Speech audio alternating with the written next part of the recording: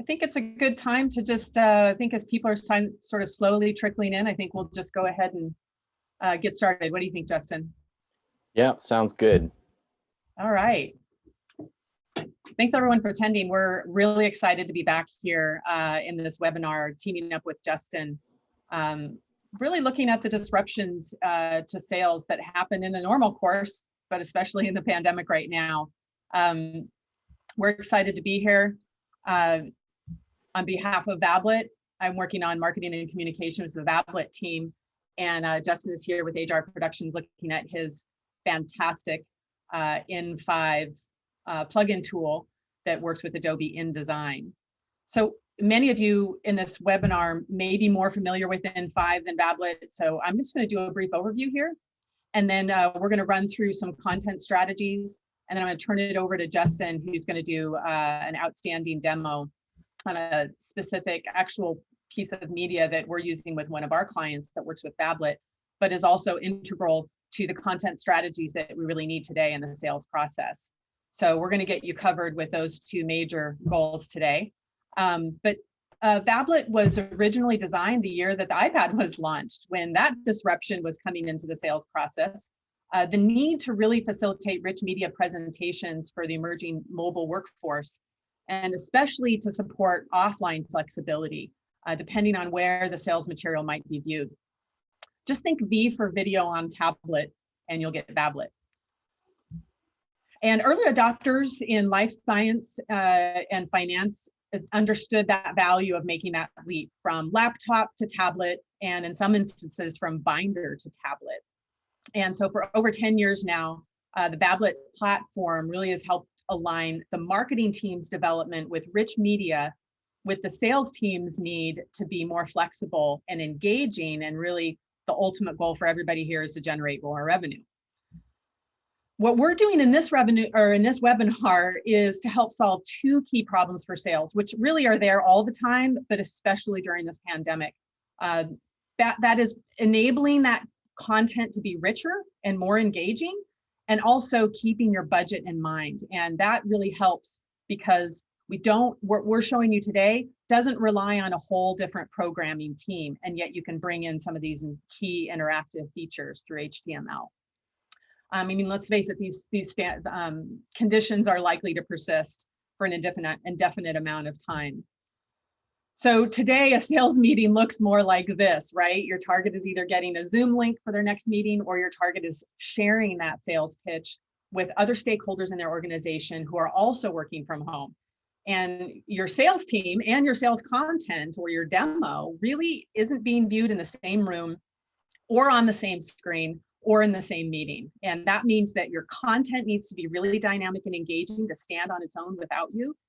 And it also means that it needs to be portable and digital and reliable, so that regardless of your target's device or where they're going to be viewing it, it's going to be able to be viewed.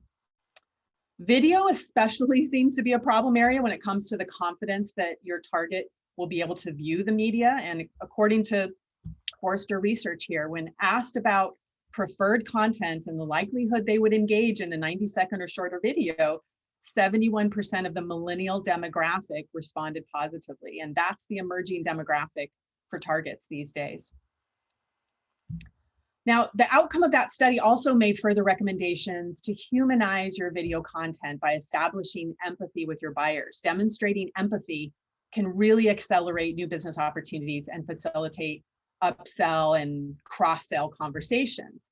I mean, there's a reason why emojis are an increasingly common form of communication in our world, right? We convey how we feel with a graphic, not words. And we are expressing how we feel when we receive information just in casual conversations. Well, the same goes for engaging presentations by integrating relevant photographs or images. That's going to also help your audience process information 60,000 times faster. So using images to really evoke that empathy, to become relatable, that's key. Interactive HTML features like what Justin is going to show you today also helps to maintain the engagement all the way through to the end. And storytelling, our brains are hardwired for storytelling. In that same white paper from Forrester, their blueprint for successful business-to-business video marketing, they talk about how stories are critical to that engagement process. When done well, stories are engaging, they're relatable, and they're memorable. So back to getting started with today. Sorry, just having a little technical issue with my screen.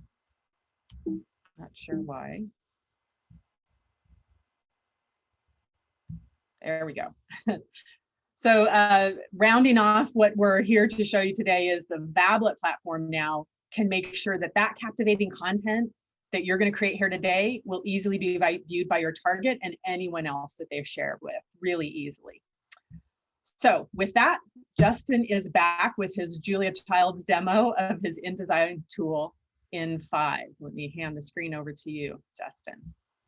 All right, thanks, Allison. Start sharing my screen. Oh, you're getting a sneak peek at the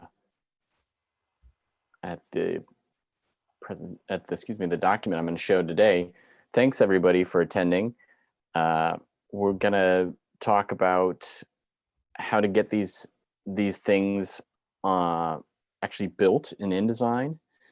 First, I'm going to show you some demo files, and then at the end we'll look at the files actually in Vablet. We'll look at the sample file, and I think Paul and Allison have, as Allison mentioned, an actual customer file in there that they can show as well.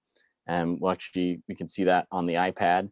The cool thing about the Vablet platform is that it is a seamless way to deliver content to very specific people, like a sales team, and have limited access to them and have it work offline. And they have additional options in this kind of pandemic situation that we're talking about, where maybe you want to share the same presentation via link. And I just want to mention right at the start, I'm going to go in a little bit deeper on some topics today. And so if you want a broad overview, I encourage you to look at the last webinar that we recorded. The link is there on screen if you want to take a screenshot or write down that link. I'll show it again in a second, but I'll just show you, this is the document that we went through, and it showed all kinds of interactive stuff. We looked at 3D flip cards. We did this 3D rotation, and I talked about all of those in there. That was on the first webinar. So if you want a broader sense of that, take a look at that. And then today we're going to go a little bit deeper on video, triggering things after video, and doing some nonlinear navigation. So we're going to have this guided sales story. And I'm going to show you, in addition, how to create responsive pages. We're going to create some tall pages so that you can have scrolling on select pages if you want to, if you've got more content. Before we do that, let's just take a look at some examples. You might have seen these before. These are just in5 customer projects, and I love showing them because they show the extreme variability in the content that you can create with a couple different export options. And so this one I particularly like for the animation. And this one is designed like a digital magazine. There is a newer version of this one that has a different digital magazine look. So this one is a flip book. And these are all created in InDesign, and they're exported within in5. So this is giving you a sense of just how broad the type of content can be. And then I want to show you some that you probably have not seen. I just got to be wary of my Zoom thing that comes up at the top when I try and click on a tab. So these are some new sites that are going to be featured soon on the showcase. This is created with in5. It looks much like a website. You're probably going to see more things looking like websites created with InDesign and in5 because some of the new tools that we have in there. We're going to look at one of those today, and that's creating a fixed item that stays on a certain place in the window. You'll see that in a second when I show you that demo. But these sites that I'm showing right now are all created by one group. And I mean, even when the person sent these to me, I wasn't even sure they were created with in5. They've done some customization, and I couldn't quite, I had to reread the email to see they created them with in5. But in fact, they did. So you are among the first to see them. This is a cool presentation that I like to show over and over. One, because it has beautiful illustration, but also it makes use of multi-state objects. So this item is like a pop-up, and it all functions because of object states in InDesign. So these display changes are all created visually without doing any type of coding at all. And they're buttons and they're super easy to create. Another one of my favorite interactive projects, and I always like to see the animation on the first page, so I'm going to reload it so you can see, is this interactive project guide. And this gets closer to what we're going to be building today, except this one is built in kind of to guide you in a linear fashion. And in a certain way, we're going to go slightly more nonlinear, but same kind of thing where it's helping you down these tracks. And as you go through, you'll see specific information to what you're making. Well, it looks like that's a little slow loading. So let's jump to the next one. This is another one of my longtime favorites. This is a alumni college magazine online. It's all live text. They used Google fonts, so they've got these really nice font faces and all this lovely formatting. Again, all created with InDesign and in5. And finally, this is the demo we're going to be looking at today. I'll reload the page so you can see the animation here. And this is designed to be viewed by default on an iPad in landscape mode, but I also designed a layout for portrait, and I also designed a phone layout.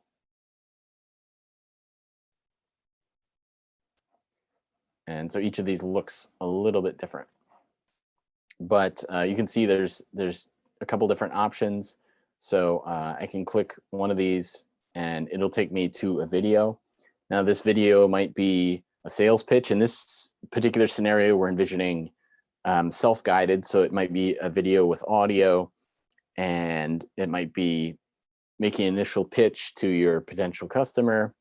In this case, probably like a doctor's office. And then we can have a call to action that gets triggered by the video ending. So they could go and click to sign up right away. And in Vablet, that may mean getting their email address and connecting them, or connecting them to a salesperson, excuse me. Or they can view more. And then we have these more specific questions, so we can dig down into, oops, sorry, I just went back and now we're going to video. So same thing here, there's a video and call to action at the end. And let's go and look at one of these. And then we get to an article, and you can see there's a fixed item at the left here. The logo is also fixed, so the rest of this scrolls. And then there's another fixed item that pops up and lets you scroll to the top. Oops, there's scroll to the top, but it took me to the last page, which is not what I was looking for. But yes, this is all responsive. We're going to look at all of those items in InDesign, and let's do that right now.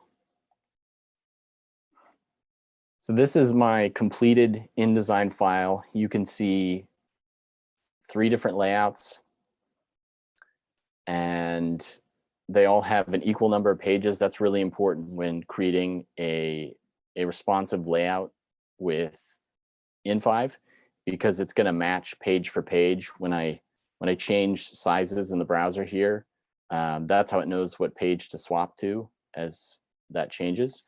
So these need to match up, and I'll show you how to do that momentarily. But let's just go through a starting version of the document with just a single layout, and we'll walk through step by step how each of these little pieces are created. So first, I have these buttons, and I right now, I believe they're just groups. And I want to add an action to these so they will go to a specific page based on the user choice. And I also want to add some animation.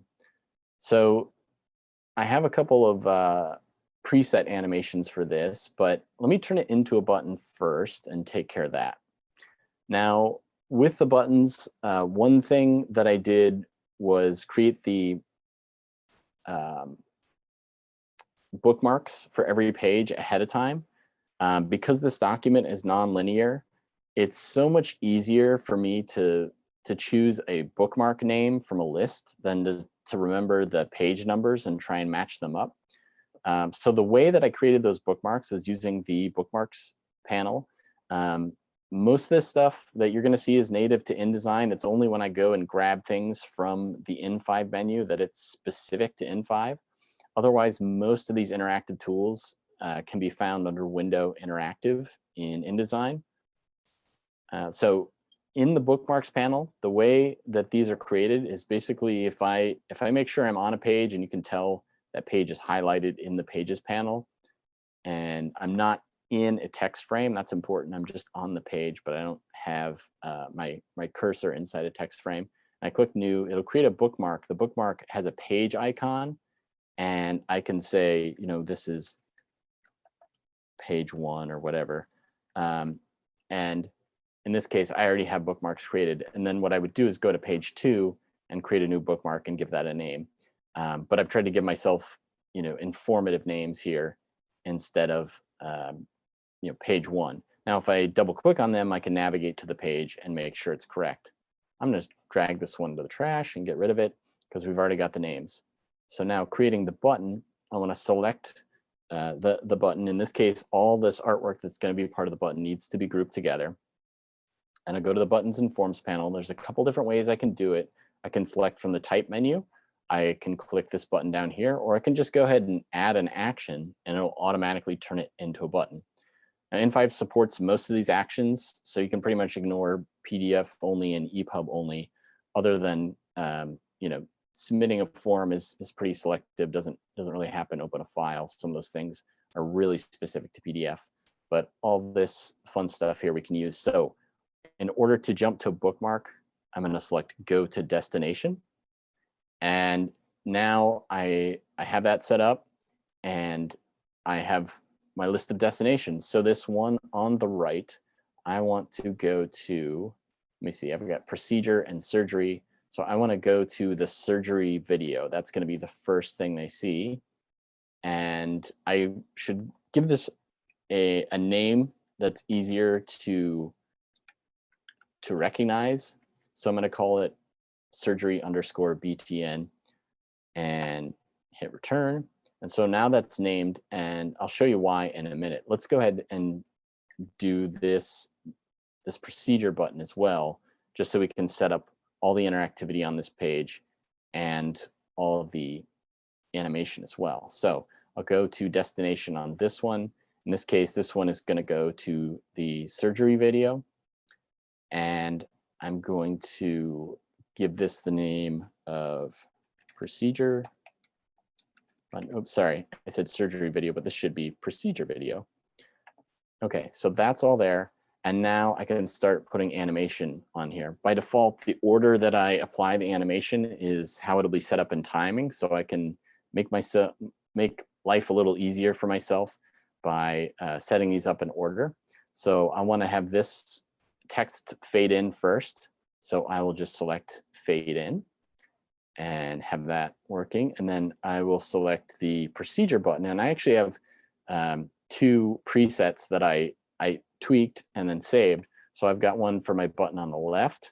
The only thing I have to do is to change it so that it goes to the current location, because for some reason that didn't save in the preset. And the button on the right, I go to the current location. So now I have animation on all 3 of these items. So I can preview this in InDesign using the interactive preview panel here. Let me just replay that. You can see they'll play one at a time, and I actually want them to play a little more in sequence. So the way I can change that is the timing panel. I'll just deselect the button so that I'm on the page and I can see all the animation that's associated with page load. Now that event is kind of the default event, and we can change that if we need to.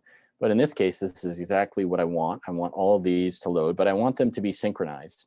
So I'm going to go down here and click this little chain link icon on the bottom and play them together. And then I'm going to select the second one and set a bit of a delay because I want these two to start after the text is animated a little bit.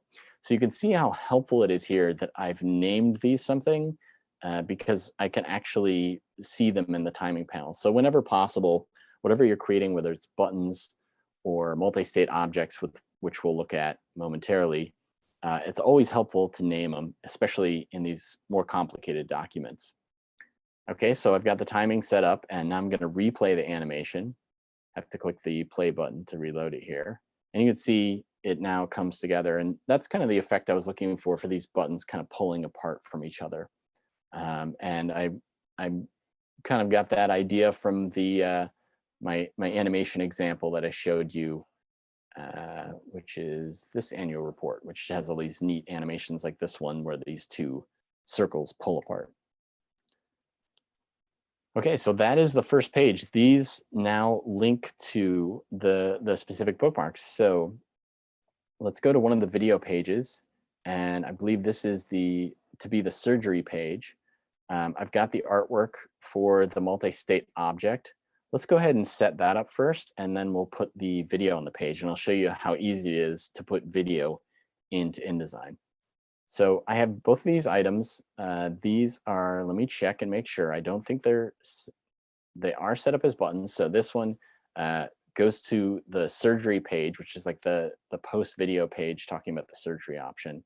And then this is just a sign me up link with some kind of filler content for the demo. So I'm going to take both of these items and I need to group them, because let me show you what happens if I don't group them. When I go to the object states panel to create a multi-state object, it puts these in two different states, and that is not what I want. So I'm just going to keep undoing until I have this again, and then I'm going to hit Command G on my Mac here, or Control G on a Windows machine to group these together and then create an object state. So now I have two different identical states with all that content. And what I actually want is an empty state so that no content appears to start with, and then these can show up as a call to action when the video is through. And one thing I didn't show in the demo, but it is possible, is I can put animation on these items. And when you put animation on items inside of a multi-state object, they are by default, they load on objects on the object state appearing. So I could have actually had these buttons animate in if I wanted to. So that's pretty simple to do if you're interested in that. Moving forward, I want to add an empty state. Now with in5 installed, it's super easy. So normally what I'd have to do is create an empty rectangle and put it inside of here and position it around. And it's just hard to get content into a multi-state object once you've created it. So what I did was add this nifty right-click option to just add an empty state. You can get it from right-clicking there, or it's also in the flyout menu here. And now what I can do is just delete one of these states, and I'll rename this. And I think I have to, was it triple click? Yeah, it's kind of hard to get to. I'm going to call this the CTA, the call to action. And I want to rename this MSO again, so it's easy to find when I'm looking stuff up. So this will be my surgery video CTA MSO or something like that. Okay, so this piece is all done. Automatically, the empty state is going to appear initially when the page loads because it's the first state, but I'm going to leave the CTA state up just because it's easier for me to work in InDesign if I can actually see the content. So now to place a video, I'm just going to go up to File, Place, just like I do with any other artwork. And I'm going to go into my webinar folder, and I've got a package with all the assets. So let me go in there and grab that. And I'm looking for the MP4. There is the, I think it's this laser vision correction one. Yep. So I just hit the space bar so I can preview it, make sure that is the right link. So I'm going to open that, and then I'm going to try and drag it to fit the dimensions of the screen exactly. There's all kinds of different setup that you might want for your particular video. In this case, I particularly want it to cover the screen regardless. So I'm going to right click and go to arrange and send this to the back so that my CTAs are going to appear on top of the video. And then I want to make the CTA pop up when the video ends. So I've got the video selected. It's already in my document. And I'm going to go up to the in5 menu and go down to interactive widgets. I'll choose the video widget. And in this case, I'm going to set it to autoplay, so it'll play when the page loads. This has no sound, so just to make the autoplay work all the time, I'm just going to mute the video because I find that easy. But if it's a video with audio, you don't have to mute it. What you need to do in order for it to autoplay through browser restrictions, if you're going to play it in Chrome or Safari, you need to have interactivity in the document. You need to make somebody click before trying to autoplay video or audio, because otherwise the browser is going to block it. Now, if you're playing it in Vablet, I don't think you're going to run into that restriction because that is a browser specific restriction. And then I'm just going to turn off allow pausing. I don't really want any control of this. And ideally, if I'm doing something like that, it's going to be a short video. So the other thing I want to change is the frame fitting. So I can set this to cover the page proportionally. I also have the ability to put a skin on here if I want to make controls available. And then lastly, I want this end action. So by default, I can go to next page, or I can go to the next state. And it's currently set to none. I'm going to change that to go to a state. And by default, there's only one MSO on my page, and it's found it. But if I had multiple ones, you can see the value of actually naming it very specifically. So it appears there. It automatically knows I don't want to go to the first state. So it's picked the CTA for me. So everything's good. I just hit apply, and that's it. I have a call to action that will trigger at the end of the video. So that page is all set up. The next page is identical, but it is the procedure video, right? So these are the two different tracks that you can go to. And now I did do a course in the Ajar Academy library where it shows nonlinear layouts, and I used alternate layouts to kind of organize the pages, which was really handy. I had like a layout for each separate track, essentially. So it made it a lot easier for me to set up the document.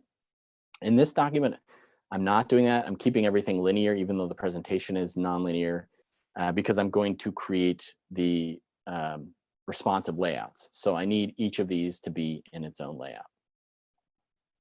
Excuse me. So moving on to the next page.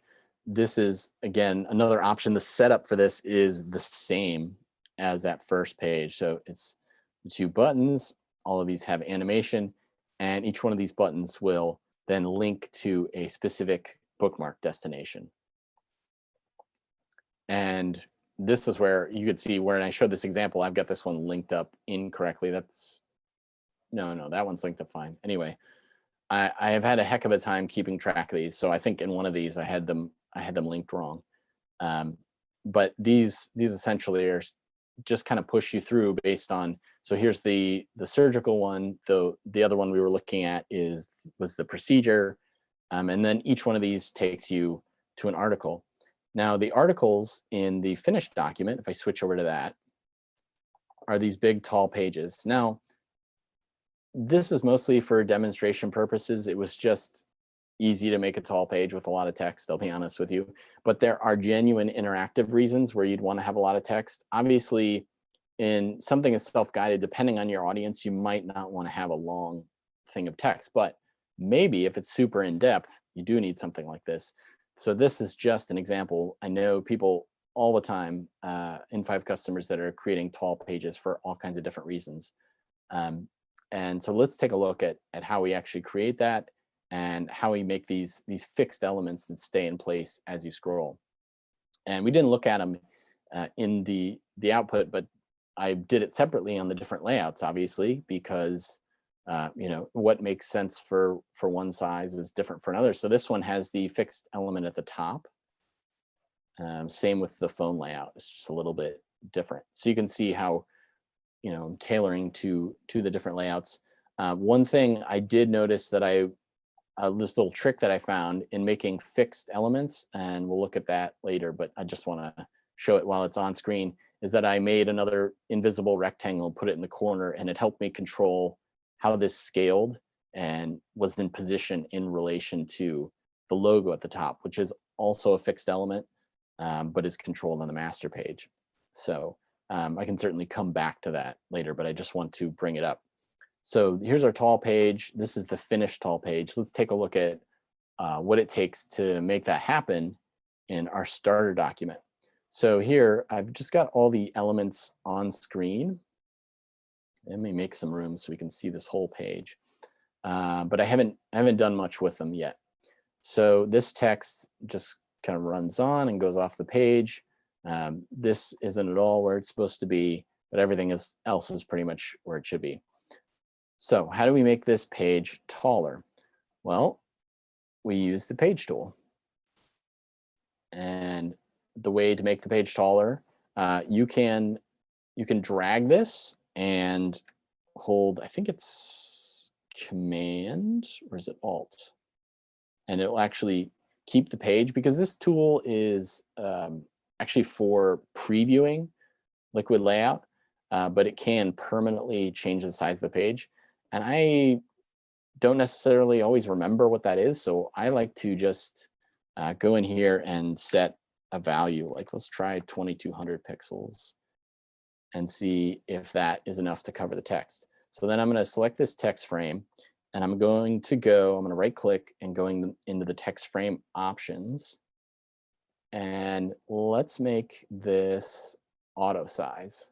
So I'm going to turn on height only and anchor it to the top center. And this text frame will now auto size. And I was pretty close. We'll say that's maybe good enough for now, but we could make this, just add a little extra at the end. And one thing I did notice is that if you have auto size on and it's not refreshing, if you just adjust the text frame a little bit, it'll do that, because sometimes it doesn't like to go way beyond the page. So now we've got a page that is long enough for the content.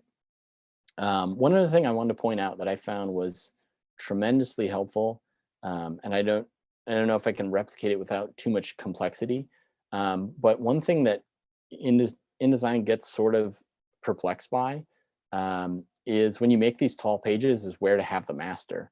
So a lot of times what would happen is the master would be centered on the page, and this would happen after I would go and create another tall page. Maybe after I create the second one, this will happen. And this will be centered. And so I found that there is this show master page overlay checkbox available when I have the page tool selected. And the cool thing about that was that it let me actually move this around and make sure that it was fixed to the top. And so there, like that, but I had to manually adjust that previously. And the way I was seeing evidence of it was that this logo, which is on the master page, was appearing down in the center. So that's just a super helpful thing if you're working with tall pages that I only recently noticed. Okay, so I'm switching back to the selection tool, and I'm just going to bring down our scroll to top button all the way down. I want to kind of have it aligned near the bottom. And I want this to stay fixed at the bottom regardless of how the page scrolls. And I only want it to appear after somebody is scrolled. So to do that, I'm going to go up to the in5 menu and go to Interactive Widgets and down to the Fixed Position element. And you can see I've already got this enabled, but normally that's unchecked. And this particular one, I don't want to scale, but we'll see some scaling with the other elements. I want to show it for this page, so I can choose to show it for the page, for the layout, or for the entire document. This one, since I only have two tall pages in here, I have this configured on both of those pages and just want to configure it for those. And in theory, you could put it on a master page, but the two tall pages are different heights because they're different articles. So these are very specific to the page. Now I can pin them to specific parts of the page, and this has tripped up some people, the way the pinning works. So essentially what the pinning does is use the positioning of this item relative to your pinpoint on the page, and it matches it to the browser window. So let me go back to the browser and just show you what I mean. I'm going to go back to the first page, and I'm just going to click on one of these and let it play. And we'll go through to one of these pages, and you'll see that that lower part is going to be fixed to the corner of the screen and not the document. So I'll say show me more, click on one of the articles. So here's email me. You can see that when it recognized there was a tall page so that it's going to scroll, it filled up the width of the screen instead of doing, it's configured for best fit, which, you know, was doing a specific thing in this particular window because this is designed for an iPad and I'm not currently at iPad dimensions, but as soon as it recognized there was a tall page, it switched modes here. So that's kind of cool. So this is now popping up based on the position of the bottom left of the screen. And it doesn't matter how the document moves. Let me scroll down again. Sorry, I switched layouts inadvertently there. So it doesn't matter how the document moves, and it stays relative to the corner of the window, not this document content. Unlike this email me item or the logo up here, they scale with the document. And then I have this action on here, which will scroll it back to the top. So this is anchored to the left and the bottom. Well, hopefully that makes sense after seeing it. And then I've turned on this scroll triggering, and I basically just said, you know, when this gets 400 pixels from the top, so I'm scrolling down, I'm not 400 pixels, and then suddenly I'm 400 pixels from the top on the scrolling here, this will appear. If I go back up to the top, it goes away by itself, and I can add this handy dandy action just to tell it to scroll to the top. Now, in contrast, here's another fixed position item, and this one has the scaling turned on. It's pinned to the left and the top. So it's going to compare the position of this. And like I said, I put an empty rectangle in here just to control the positioning a little bit as it scales. And it's pinned to this top corner of the page, but it's going to treat this corner like the corner of the browser window. And it's effectively going to ignore its positioning on the page as it scrolls. And yeah, if you want to see one of the other ones, so this one is on the top here. It should, so something happened where, you know, I've gone through numerous iterations of this document. I must have screwed something up, but there's supposed to be a white border and the logo up here. Oh, I know exactly what I did. Anyway, there's different ways to fix the positions. And so, yeah, when we send out the link, actually, I'm going to do an updated version of this because I know why that's buggy, why that's appearing in the wrong place. So I'm going to get that to Paul, because I think we're going to share the Vablet link out for everybody to use at the end. So that's the top page. Not terribly hard to set up. What you will notice, there's no coding, but there is some trial and error in the process and figuring it out. And one thing I would suggest, if you're thinking about making responsive layouts, is when the second layout is generated, some stuff is lost and it gets messy. And so what I did when I created this document that I found was particularly helpful is that I went through and set up all my page elements, but I didn't add any animation because the timing gets lost when you create another layout. And I didn't add any interactivity because I didn't want to have the bookmarks be messy. Now, in5 is smart enough to recognize kind of absolute page numbers. So when I link to the let's say surgery video bookmark, which is this one, it doesn't matter. Oh, excuse me, this is the procedure video.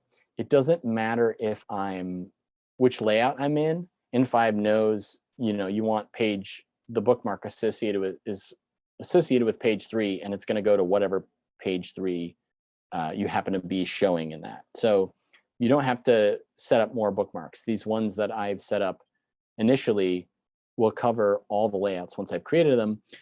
But most of the other interactivity, I waited until creating those layouts, and we're going to do that momentarily. So we've done buttons, we've done bookmarks, we've done animation, we've done timing, we've done tall pages, and that really just leaves creating the responsive layouts. And now normally the way you do an additional layout is to go to the flyout menu and create an alternate layout. By default, it's usually going to flip things around, and it might be wonky here because I happen to be on a tall page. Let me even see if I go to the first page, if it's going to do a better job with the orientation. No, it's still giving me this weird number. I don't know why it's doing that. But what I want is, an iPad just rotated over. So I'm going to try 1024 by 768, but vertically. So this is going to be, yeah, there we go. Figured it out, iPad vertical. And I don't want to link the stories because I might want to change the text, but otherwise I'm going to leave everything here. And it creates that. And here's my issue with just creating an alternate layout. I haven't set up any liquid layout rules. So this page is all my artwork, and it's just basically cropped by a new page border. So I'm going to undo that. And instead, I'm going to use this feature that's available in in5. It's available even in the demo mode. You can install in5 and just use this for free if you want alternate layouts for something else. Under the build wizards, and so we didn't even talk about creating a menu. This will automatically create a menu for you, and that's why I'd say go back and check out the first webinar if you haven't seen it. There's a lot of stuff we're not even touching today. But in this build wizards menu, there's now the magic layout builder. And so this looks very similar to what we just had. And for some reason, again, yeah, I think there's something weird about my my page configuration, but I want 768 by 824, and I don't want to link the stories. You can see these are basically the same options, but what this is going to do is create an alternate layout, but then it's going to use InDesign's adjust layout feature to adjust this in a smart way. So now all my artwork actually still fits on the page, even though the scale of the page has changed completely. And it's not perfect, I still have to go rework some stuff, but there's a lot less work for me to do. So I did that to create an iPad version, and then, excuse me, I don't want to create an alternate layout. I want to use the magic layout builder. And then I created a phone version, and there's some presets here. So let's say I just want to create an iPhone. I would create that from this vertical tablet version, but after I adjusted it. And so this is just without doing any adjustments to the artwork. And you see it just keeps bringing things down in scale, which ultimately isn't what we want. So when I did this in practice, I actually changed how this looked, right? I changed instead of these buttons being side by side, I put them on top of each other and changed how they look. I changed the animation. So there's a distinct experience with each of them. And then once I had the look set up and created the next page, it made a lot more sense, right? This looks a lot better on the phone than this one, which is just my layout continually scaled down. So those are things to think about when creating responsive layouts. And then, once I have those set up, they're in parallel. And my final step was to go through and add the interactivity and the animation, make sure all the bookmarks are linking to the right places. I go up to in5 and I export, and I'm going to show you A couple of specific things. Now, this is the big layout. Let me first show you. There's a super easy layout that we cover. Excuse me, a super easy export that we cover in the first webinar, where I can just choose this option and go ahead. But I'm doing something a little more advanced here, so I'm going to use the full export dialog. Just wanted to preface that because it is a little bit overwhelming. So I've done things like I gave it a title, and importantly, I chose responsive layouts. And I can only do this if I have multiple layouts with matching page counts and differing sizes. That's the only way I can do that. I set the page format to slider. That's the one that's going to make it look kind of app-like and very iPad friendly. And I turned off these built-in navigation items, the back and next arrows, the automatic swipe. And so that's what makes this now non-linear, because the person viewing it can only use the navigation that I've created in the document. And other than that, I think in advanced, I set it to scale to best fit. But otherwise, I've got everything else turned off, and I exported, and yeah, and that's how we got the results. So I'm going to hand it back over to Allison and Paul, and hopefully they can show some of this on the iPad. Please forgive some of the wonkiness though, because I did do something wrong when I exported this version last minute. And then we'll have some Q&A. I ran kind of long with the demo. I hope it was helpful, but I'll be happy to stay on for as long as people have questions. And with that, I'm going to hand it back to Allison. Thank you, everybody. Awesome. Thanks, Justin. Let me get myself back into our simulation. Just exactly what Justin said. Imagine, you had Justin as a marketing leader and just finished producing the material from his demo. Now you'll see an example of what this might look like for the targets as a recipient. And if you scan this with your mobile phone, you'll be able to see it instantly. We're also going to share a link to this content, again, similar to how it would be shared from the Vablet platform. When we do our follow-up email later today and share a link to this recording with you, there will also be a link to the content so that you can have that user experience from your targets and see what it looks like to receive that as an email. We wanted to give you a chance to be able to view this right away, so you can scan this QR code with your mobile phone and take a look at it on your phone, or transport that link to any other device if you wanted to while you're at it. And then we will share a link actually to two pieces of media that we've developed that are similar with all these interactive features with the recording later today. So with that, we do have, let's see here. Yeah, we want to enter into our Q&A, and we have a couple of people that entered in chat. If you can enter your questions into Q&A, that's going to help us keep track. But Justin, if you see there is one quick note or question in the chat that I think you will want to address. From Branislav Milik, sorry if I mispronounced your name. Okay, Branislav, I'm seeing, is it hyperlinks or buttons? Okay, so Branislav. Oh. Yeah, go ahead. It looks like they entered it into the Q&A as well. Go ahead, Awesome. Justin. Sorry. So Branislav is asking about hyperlinks or buttons. What's best with hyperlinks? We can create destinations, but do bookmarks with all media, even PDF? But do bookmarks work with all media, even PDF? I mean, I guess there is a consideration if you're planning to take the document and export it for multiple purposes. If you're planning to export it, say, with in5 and as a PDF, you might have to consider what's supported by PDF. Unfortunately, there's a wide range of things that are not supported by PDF. So those planning processes might diverge at some point. If you want to go rich into the multimedia, you're pretty much saying goodbye to PDF. I generally suggest having a PDF as a nice downloadable, a nice printable that you can include along with it. In terms of whether to use hyperlinks or buttons, I would say use what works for you. When I've tried to do destinations from hyperlinks, I haven't been able to even get it to work in InDesign, actually, to link it up. So generally, I prefer to use buttons. The interface is also a little bit cleaner to me, but you know, if you can get it to work with hyperlinks, there's no downside to that, I don't think.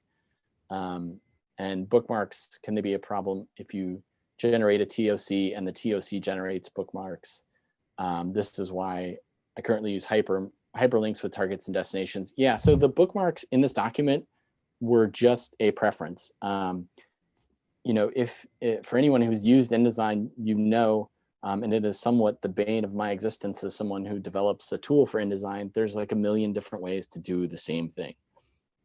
So you can absolutely set it up how you would like to have it set up.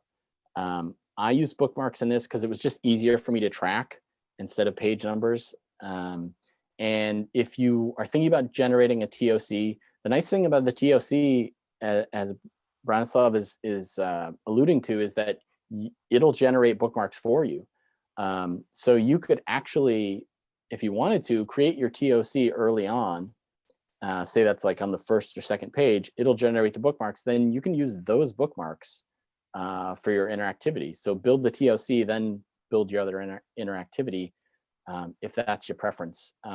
Yeah, because it could be confusing if you created a bookmark for every page and then your TOC creates bookmarks and you've got duplicates of all of them. Yeah, so that's, if you wanted to have a TOC, I would build it first and then just use the bookmarks that it generates, if you're going that way.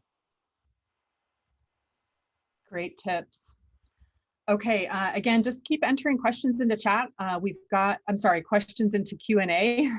We've got a second one here from Jeanette Whippy. Justin, do you recommend completing the design and interactivity in one layout first, and then doing all the other layouts for responsiveness after gaining approval from the stakeholders? Yeah, you can absolutely do that. Good So when I question. was testing this myself, I did set up one layout first and made sure everything was working.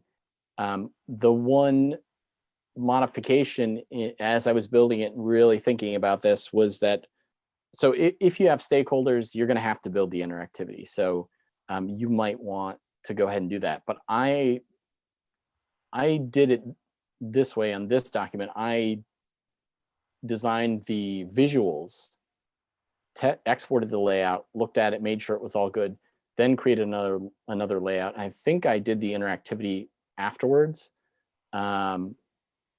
But it may have been like I designed certain things and then not others, but I would definitely get the visuals down before creating another layout.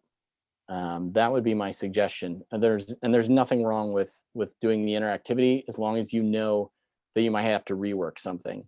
You know, it might look differently, it might function differently. Your animation, your timing is just going to be thrown out the window when InDesign creates another layout in a lot of cases. So just be prepared for that. Don't be frustrated that you felt like you did all this work on the first layout and then you have to start fresh on a few of the items on the second layout and the third layout. And as long as you're aware of that, I think it's a good process generally just to get something locked in and then move on to the next thing. Yeah, that's great. I mean, another really great question, because these best practices save us a lot of time. Exactly. I do want to mention that Paul actually already dropped the two links that we mentioned to the two pieces of material that the one that Justin demoed today, and then a second piece of material that's very similar, just to again continue to demonstrate the sort of simulated process that your targets might experience with this content. The link you can grab from the chat right now. We'll also include those links with the follow-up recording later today. But that link is similar to what you would email from Vablet or what would be distributed from Vablet. And again, create a simulated experience for you of what your targets would experience in sharing this type of content that we developed today. So back to our Q&A, Carol is asking, how do you create multiple layouts? So the multiple layouts is basically creating the alternate layouts in line.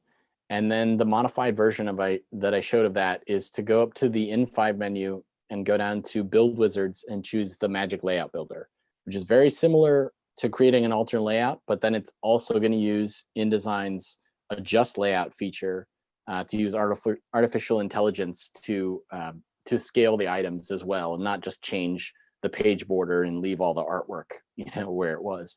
But it's essentially having those alternate layouts, which is an InDesign feature, and having them kind of side by side. And then as long as your page counts match and the sizes differ, when you export with in5, it's smart enough to kind of link them and create media queries so that as the size of the window changes, it swaps the layout. Awesome. Okay, and it looks like we've got kind of a clarifying question here from Jeanette. Is this your recommendation for order in creating? Design the layout, make bookmarks and buttons, set up liquid layout, aka magic layout in in5, then create the other layouts, i.e. iPad, horizontal, vertical phone, and then complete the interactivity states, animation, etc. for each element? Yeah, so that's really close. Yeah, I do recommend creating the bookmarks and the buttons to test those early. The one clarification, the magic layout is not liquid layout. It's sort of an alternative to having to set up liquid layout rules, because liquid layout rules help guide InDesign when it creates a new layout. So that keeps your page elements from just staying in place as the page size changes. So the magic layout is the way that I create the iPad vertical layout and the phone layout. Like, that is the way that I do it. But then what I do is I have to go in and customize the elements in there. So I mean, yes, overall, that's a picture. The interactivity and the animation, the interactive states and the animation. Yeah, in theory, although I think I did create the object states in the first one. It really depends on what you want to test. And you're okay, again, if you're wanting client approval or approval from your boss or whatever, like, go ahead and build the animation in the first one. Just know certain pieces you might be starting over from scratch. And you know, I ended up scrapping the buttons when I went from the wide version to the tablet vertical. I was like, yeah, side by side, then I'm gonna have all this vertical space. So I just rethought them. So I ended up tossing out kind of what I had for them anyway. But it took care of a lot of other stuff for me. It took care of and I did change the logo, so it was like more horizontal instead of taller. You know, I mean, you're gonna do a fair amount of rework, but like the text, the question text, I didn't have to touch it all. You know, it automatically got in there, and some of the other elements on the other page were good. So that's the ideal, but I also think use a process that works for you. That's just what I found that worked for me on this document. Okay, awesome. We've got, I just wanted to clarify that we're kind of coming up on the hour here. These are great best practices. We're going to continue churning through this, but if you wanted to step away, Vablet is offering a 30% discount as a result of this webinar. So reach out to the Vablet sales team, and we're going to get back to the Q&A now, but you can scan this QR code to view the files, or reach out just to get that sense of the simulation of what we covered today, or reach out to Vablet for the 30% discount for new accounts if you want to get started with the platform solution that we've got going today. So let's get back to our Q&A. And it looks like also Paul is just clarifying that when you do load the files for the first time, sometimes they can be hefty. You can deploy these on a web server, just unzip first. We've not seen compatibility issues. Paul, I'm sorry, I was trying to go through with what you were advising. Oh, HTML files are not too large. It does not put too much stress on the servers. There was kind of a question in there about the types of files that we're sharing here. So getting some clarity from Paul in the chat. I want to pivot back to, those will help answer those questions. I want to pivot back to Justin being able to address some of these other questions in Q&A. We've got Molly asking, why did he choose not to link the text when creative alternative layouts? So I personally, sometimes I change the text with the different layouts. I make it shorter on the smaller layouts. That's, again, just a choice I made because it came up for me in creating the last webinar document I did, actually, where I wanted to make some changes in one of the different layouts, because you have limited space on the smaller layouts. And so sometimes I like to make those changes. Though the one nice thing that that it does by default is create those duplicate styles. I didn't show that, but it'll take all your styles and duplicate them and put them in another folder for the new layout. So, you know, if you want all the same text, but a slightly modified style, I think having it linked doesn't cause a problem there, but that, yeah, I'm not sure if that's even an issue, but you can experiment with that. And you can certainly unlink them once they're linked, or you can choose to change the text and not update the link. It's just if somehow automatically gets updated and you've modified it, you might lose something. Yeah, for me, once I've broken the two layouts apart, I just treat them separate. But yeah, you might, if you have a lot of client revisions and you know the text is gonna be the same, you might want to have them linked. Great, and we've got Sylvia commenting that I see that PDFs are less and less compatible with the new platforms. Why not prefer EPUB? This is just kind of a style, not necessarily a style thing, but it's also a recipient issue, I imagine this solves. Yeah, so PDFs, the challenge with PDFs are kind of numerable, but I try and summarize them with interactive PDFs. I still love PDF as a format. It does all kinds of wonderful things as kind of like a read-only, like predefined layout. But in terms of interactivity, a lot of the interactivity that was initially conceived in there was built on the Flash player. The Flash player is done, dead. Like it was dead years ago, but now it's like really dead. Browsers aren't supporting it. It's not being updated. And so there's no video. And PDFs never supported the easy animation that I showed that you can create from InDesign. They didn't support that. They didn't support object states, which is super useful. So as an interactive format, it just doesn't do a lot. And then the fact that you used to have basically two readers that were both created by Adobe, and now you have like hundreds of different readers and different devices. So you can't really guarantee a consistency of appearance or behavior with PDF. Now, EPUB, on the other hand, is nice because it is a single document. It does tend to work better on devices versus desktop. There's not a lot of desktop support. People don't necessarily know what reader to open it with. It's not like PDF where it's quite as standard. And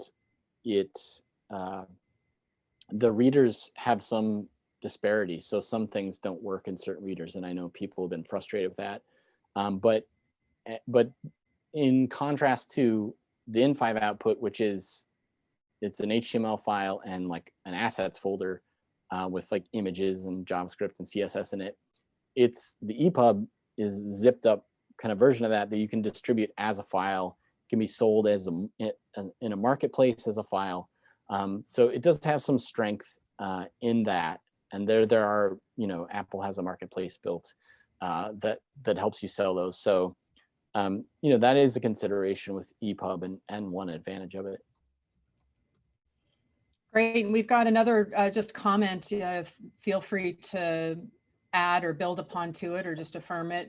Looks like Bronislav is mentioning, again, I hope I'm pronouncing your name correctly. Benefit of hyperlinks is that you're always linked to a string of text. You don't have to anchor buttons.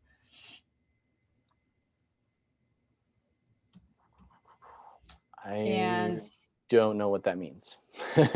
Oh, I see. Oh, you don't want to put a button that's anchored in the text. Yeah, totally. I agree with that. You can select text, and as the text gets reflown, the hyperlink stays with that text as it moves around. Yeah, absolutely. And Stephen, what version of in5 is required to fully recreate what was shown? Basic versus gold? So in this, if you want all the stuff I showed in this example, then you would need a gold plan because it's got the responsive layouts and it's got those fixed items that stay in place. And Alfred is asking about accessibility requirements. Yeah, accessibility. So it's kind of a sliding scale, and it depends on how you design it. Now, if you think back to the earlier in the presentation when I showed the Allegheny College Alumni magazine, that's all live text. It's styled by Google Fonts, so it looks good. It probably doesn't look exactly like the designer's InDesign file because lines are going to break differently. There's going to be subtle typography differences just because InDesign has like an absurd amount of control. versus HTML.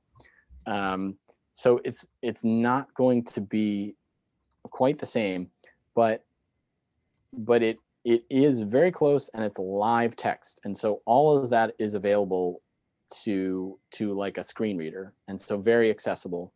Now you can choose to render text as images, which is going to look exactly like InDesign with none of the extra sort of testing and work of setting up the Google fonts and that kind of stuff. And then at the same time, it's not going to be as accessible. in5 will automatically add alt attributes to make it somewhat accessible, and you can customize the alt attributes. And if you make shorter text frames, more of the text is going to automatically end up in the alt attributes. If you think of that tall page I had with all that text, only the first 255 characters are going to make it into the alt tag, the alt attribute inside the HTML. So not a lot is going to hit the screen reader, as opposed to if I broke it into paragraphs, then most of every paragraph is going to show up. So those are things to think about. So it depends on whether you're rendering live text, you're rendering images. So there's a lot of choices that you make in InDesign that will affect the accessibility. So that's always a very nuanced question.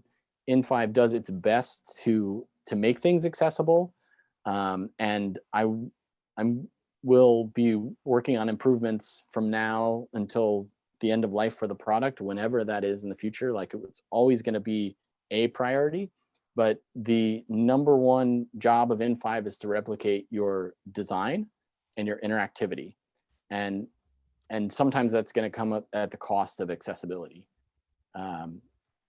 because you can't maintain all of them. So, but you can do things in your document to essentially prefer accessibility, like having live text and taking the time to set up styling for the live text so it looks good and is available to a screen reader. So that's a long-winded answer, but I'm afraid there isn't a shorter one. Okay, no problem. These best practices are so helpful. Thanks for your questions, everyone. Kevin is asking, what is the link stories item in the layout builder? So link stories is that a just little bit more of a... Yeah, it's one of the options that's in the create alternate layout dialog, and so it's just carried over into the layout builder. And what it does is, when you create a page, let's say on our slides we had the question text on those ones, it's like which of these is more important to you, and there's two options. So when that text frame, which of these is more important to you, gets created, there's a duplicate page in the second layout you create, and what it does is link the text in the second layout to the text in the first layout. Just the way in InDesign you can link the text to like an external Word document or an external TXT document. It's linking the text in that frame to the frame in the original layout that you used to create the second layout. And so in theory, you could modify the text in one place and tell the stuff to update, and it would update all of the layouts that are linked together. So that's what the linked text frame is. Okay, and I didn't want to miss, there's a quick question in chat from Dennis. The code of Adobe InDesign with in5 is the same as Adobe Muse? Because a lot of people say Adobe Muse code is very bad.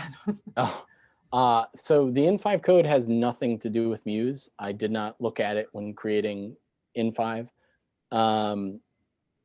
So I don't know. I mean, I've looked at Muse in the past, but it was so long ago, I honestly couldn't tell you and couldn't make a comparison. I try and keep the code readable enough so that I can make updates, and I can have developers help me with updates, and people can customize it. But if you're not a developer, or if you're like a really hardcore developer, I'm sure you'll find something to criticize one way or another, because it's not going to serve all needs.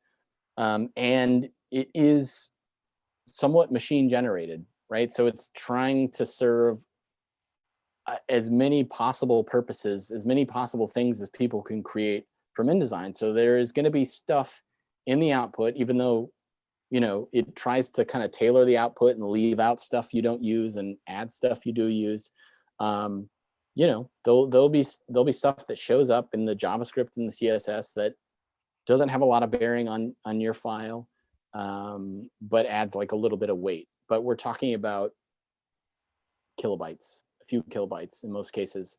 And in terms of being able to edit the code, I mean, yeah, you're going to be able to edit the code. Whether you're going to like it, I don't know, but it's mostly designed for for designers who are not going to touch code at all.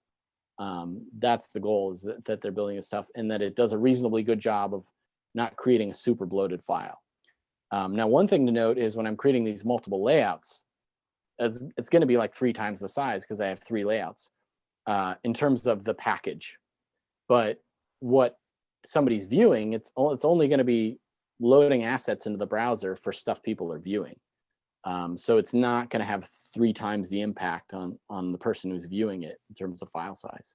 But you'll notice it when you export it, and you've got all the different variations in there. So so those are things to think about.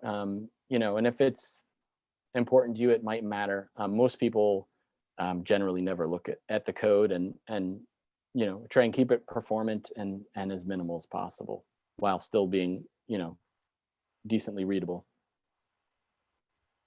Great. And Ria is asking, can you still open the InDesign file without the subscription? And that's to clarify, you're not talking about the exported version. You certainly don't need the in5 subscription. But if you were to take what you created with in5 plugin installed and sent the design file, the InDesign file, to one of your cohorts, and they didn't have in5 installed, it looks like, can they open the file, but they won't maybe have some of the functionality?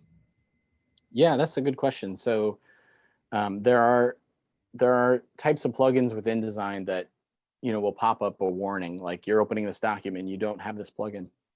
in5 is not one of those. Anybody with InDesign can open the document and edit it. Your HTML, once it's exported, you export to your local machine. It's yours, you own it. If you cancel your in5 subscription, you still own your output. The only thing you need the subscription for is to be able to use the tools that are specific to in5, like, for example, the fixed position element, that like the scroll to top button that I created. You can't do that if you don't have in5 installed. But somebody's still going to be able to edit the InDesign document. They just won't be able to edit the settings of that particular thing, but they could click on that item on screen and delete it if they wanted to get rid of it. And by the same token, your HTML output is untouched. So that's, hopefully that clarifies. It's just editing in5 specific things and being able to export. That's all you need the subscription for. Otherwise, you know, your InDesign document is free, your HTML is free. They're free as an independent. That's great. Thank you again, everyone. We've got one more question in here. I just wanted to take the opportunity to thanks. We have a lot of people that hung around all the way to the end in our overtime here Q&A, and we've got one more question left. If you have anything on your mind and you want to enter it in, going once, going twice. Stephen asks, when you unlink the text, does that then allow for revising line breaks and paragraphs, formatting, and the alternate layouts? Yes, I believe, and you know, somebody like Branislav would probably know this better, but because this is not an area of InDesign that I spend a lot of time in. But yes, I believe you can unlink it and make modifications. So if you happen to have that link checkbox selected when you create your new layout, all is not lost. You can go in it and make modifications and unlink it. I'm pretty sure, because that's a pretty common feature in InDesign. It's just a somewhat unusual use, and that, you know, we don't see alternate layouts and the interactivity stuff used as frequently. But it's based on the same core elements that make up InDesign for print page layouts. So I'm pretty confident that you should be able to unlink that and make modifications. That's great. Okay, everyone. Well, I think that pretty well wraps it up. Again, we know that everybody's schedules are pretty much upended and disrupted. We really appreciate your time tuning in. We're trying to create these strategies that we know that you need in these conditions right now, engaging interactive content, without blowing up your budget. And we're trying to be mindful of all the disruptions that are coming in and keeping on top of everything that's out there and innovative in technology. And we really appreciate you attending with us today. If you have any follow-up questions, please feel free to contact either Justin or Vablet support. Everybody stay safe out there. Have a good Thursday. Bye-bye. Thanks, guys. Or Stay safe. Friday, wherever you are. Thanks again, Justin. Thanks, Allison. Thanks, Paul. Thanks, everybody, for attending. Great to see you virtually.